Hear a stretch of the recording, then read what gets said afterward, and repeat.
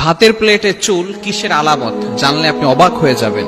বর্তমানে আমাদের ভিতরে যে সমস্ত পুরুষরা রয়েছে, যদি ভাতের প্লেটে চুল দেখে অথবা খাবারের যে প্লেট রয়েছে সেখানে যদি চুল দেখে, তাহলে তারা রাগ হয়ে যায়।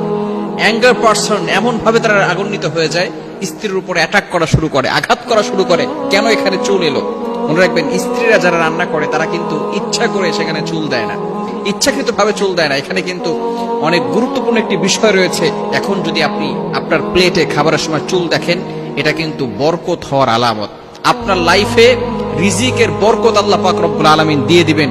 রিজিকের জন্য কোনো টেনশন করতে হবে না। আল্লাহ পাক রব্বুল আলামিন ওই ঘরের ভিতরে সুখ শান্তির ব্যবস্থা করে দিবেন।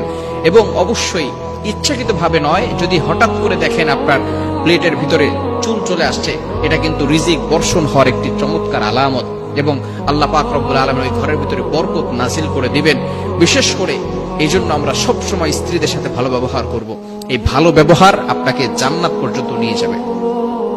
ইমাম আবু ইউসুফ রাহমাতুল্লাহি আলাইহি, তিনি অনেক বড় মাপের একজন ইমাম ছিল।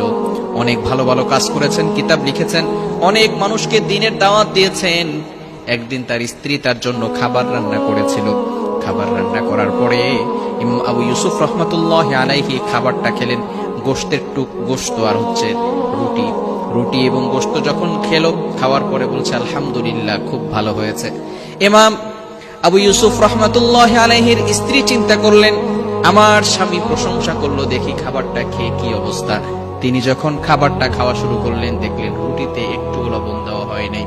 মনে করছেন ঝোলটাই মনে হয় খুব স্বাদ হয়েছে। এবার যখন ঝোল নিজে খেলেন, দেখলেন সেখানেও কোনো লবণও দেওয়া হয় নাই, কোনো মরিচও দেওয়া হয় নাই, একেবারে স্বাদ হয় নাই। ইমাম আবু ইউসুফ রাহমাতুল্লাহি আলাইহির স্ত্রী খুশি হয়ে গেলেন যে আমার রান্না ভালো হয় নাই, তারপরেও আমার স্বামী বলেছে আলহামদুলিল্লাহ, ভালো হয়েছে। ইমাম আবু ইউসুফ রাহমাতুল্লাহি আলাইহি যখন দুনিয়া থেকে বিদায় নিলেন, তার শাগরেদ তাকে স্বপ্ন দেখলেন। স্বপ্ন দেখার পরে তাকে জিজ্ঞেস করলেন, হুজুর, আপনার সাথে আল্লাহ তাআলা কেমন ব্যবহার করেছেন? ইমাম আবু ইউসুফ রাহমাতুল্লাহি আলাইহি বলেন, আমি তো দুনিয়াতে অনেক ভালো ভালো কাজ করেছি, আমি কিতাব লিখেছি, মানুষকে দ্বীনের দাওয়াত দিয়েছি, কিন্তু আল্লাহ পাক রব্বুল আলামিনের কাছে একটা আমল খুব বেশি ভালো লেগেছে। ওই আমলের কারণেই আল্লাহ তাআলা আমাকে জান্নাতের ব্যবস্থা করে দিয়েছেন। ওই একটা আমলই হচ্ছে, আমি আমার স্ত্রী একদিন রান্না করেছিল, ভালো হয় না, আমি বলেছি আলহামদুলিল্লাহ, ভালো হয়েছে।